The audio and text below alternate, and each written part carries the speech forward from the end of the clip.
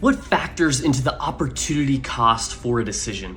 Making a decision can be difficult, so it's important that we recognize the opportunity cost, or what else could we be doing with the resources that we are choosing to spend on this decision. Being aware of these things can be really helpful and will make you a better decision maker overall. As someone in the past who really struggled to make decisions, I feel like I couldn't choose if I was gonna eat M&Ms or Skittles that day. Going from that to now a person who I feel very confident in making my decisions, I wanna share what I go through to make my decisions and how you can think about opportunity cost for a decision that you might be making. So I plan to show you in this video what is opportunity cost to start, the time and the financial impact, and the personal and emotional factors, and how you can evaluate these things when making a decision and thinking about the opportunity cost that is associated with it. So I promise you by the end of this video, you will understand what factors into the opportunity cost for a decision and how to make a very sound decision.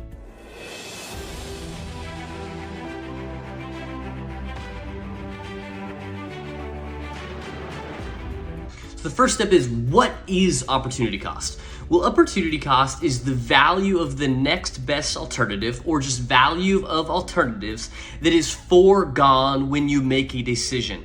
Especially for long-term choices and decisions, this is very important.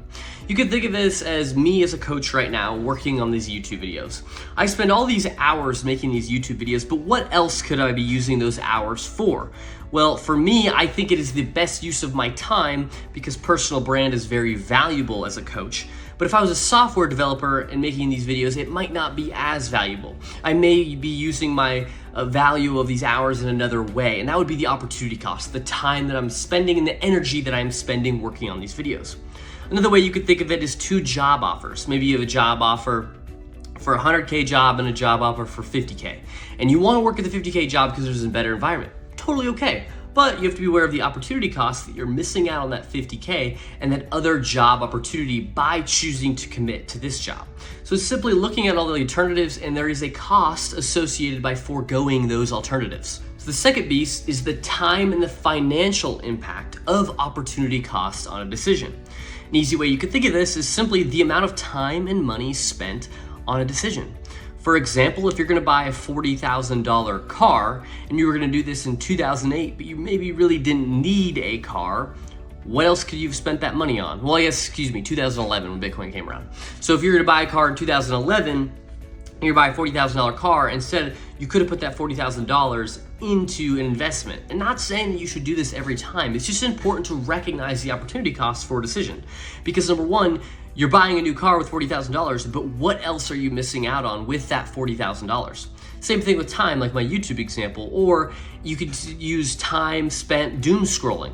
If you spend 4 hours a day doom scrolling, not only are you wasting time doing that, but there's the opportunity cost that you could have spent that time in a much better way, working on something, spending it with family, whatever that may be. So it's important that when you make these decisions in your life, when you are doom scrolling, when you are working on something, when you are buying something, it's just worth a thought. Just thinking, okay, what could this time and money be spent towards outside of this? Just think of the alternatives, run it by, because you may find that you may change what you do with your time and money as a result.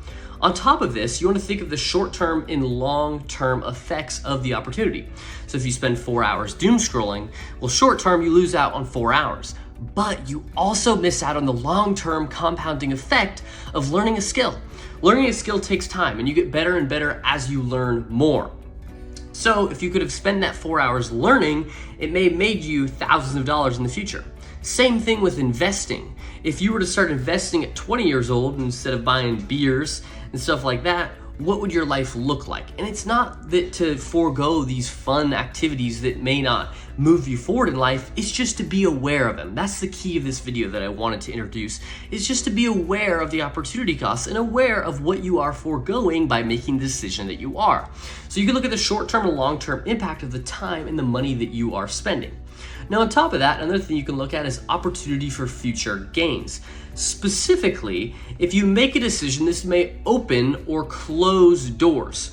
For example, one thing you think of is experience at a job. So if you were to go start your own business, but you wanted to ascend the ranks at a certain job, Well, by starting your own business, you would be potentially closing that door to being able to move up to the top. Now, not always, it's just an example. Obviously, there's way more specifics that go into it.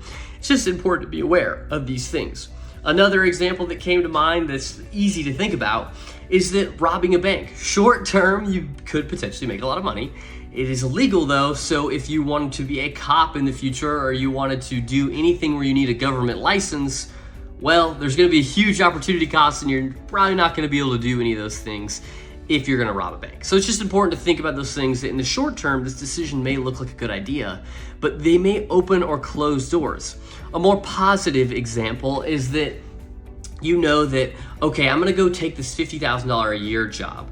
I know it's not where I wanna be, but I know it's gonna open the door to a $200,000 job in the future that's my ideal life. Example like that. It's like, that is the opportunity cost of going that way, and it may open the door for long-term planning. Now, on top of this, another piece of opportunity cost and time and financial impact is the risk and uncertainty associated with it. You could apply this to investments. You could take this $1,000 and put it into Bitcoin in 2011, but at that time, it's really a high risk investment. Whereas if you also were to take that $1,000 and put it towards something else, whether that's a course about learning something, a skill, or maybe a little more safer investment that's not as volatile and doesn't have as much of a financial gain associated to it, you'd have more guarantee with that money and there's maybe less opportunity cost with it, but lower gain. So it's just important to look at all these factors when you're making these decisions. How else could resources be spent if you lose them? That's what you want to think about with risk is uncertainty. Is it, okay, if I'm going to risk 8 hours of my day doing this that may not have a payoff and I may not learn that much, what else could I have been doing with those resources? That's what you want to run through your mind with time and the financial pieces. What else could I have been doing with these resources? And what is the risk and the volatility associated with it that could make it worth it or not worth it? So the third and the final piece is personal and emotional factors related to opportunity cost. Typically, when you think about opportunity cost, you think of time, money, resources, tangible things. But I think there is a big component of personal emotional factors. For example, if you have a value misalignment, so you choose the high paying job, maybe you choose that 100K job, but it's not in line with your values, that could cause regret and dissatisfaction down the line, which does come with an opportunity cost. That all of that time that you feel that regret and dissatisfaction, you could have been feeling different emotions. That is your opportunity cost by doing that. And again, this is not to scare you from not making these decisions. It's just something to be aware of. Because if you can be aware of it and be like, you know what? Oh my gosh, okay. This is what this is leading to. I can get out of this. So it's being able to get out of it, or you can handle it better. Okay, I have regret and dissatisfaction. How can I change that so I'm not missing out on the opportunity of feeling these other emotions? On top of values, another thing is work-life balance. If you choose a demanding career that gives you little time to spend on relationships, to spend with family, to spend doing hobbies, and it causes burnout, anxiety, and overall dissatisfaction and lower quality of life, what else are you missing out on? You are missing out on building those relationships. You're missing out on those hobbies. You're missing out on quality of life. And again, you should designate your own work-life balance, but it's just something to be aware of. Don't just go full steam ahead. Yes, I'm gonna choose this job where I work 80 hours a week because I'm gonna make 500 grand a year. Just pump the brakes a little bit and think about, okay, if I do that and I end up dissatisfied, what did I miss out on? And the final piece of personal emotional factors is relationships themselves. Let's say you have a career that wants you to relocate, they'll pay you 100 more grand a year, but what do you miss out on? You miss out on building those relationships at the expense of career advancement. And it's the same if you stay. If you stay, you miss out on career advancement at the expense of relationships.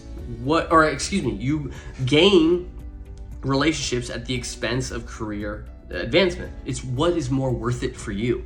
And it's just understanding that. So if you can start to just think about this, you're making a decision between 2 jobs, between 2 investments, between 2 ways to spend your time, or 3 ways, 4 ways, whatever, it doesn't matter how many options. Just think about the alternatives and think about what will I be missing out on if I make this decision? Because if that thought can go through your head, I think you'll be a better decision maker overall. So that what factors into opportunity costs for a decision. I know opportunity costs can be hard to think about, but it's just important to run it by your mind so that you're a better decision maker and you're more aware of what you're missing out on. On top of that, if you will comment about this, it really helps me to know what to make videos on in the future. And on top of that, if you'll like and subscribe, it helps the channel a lot.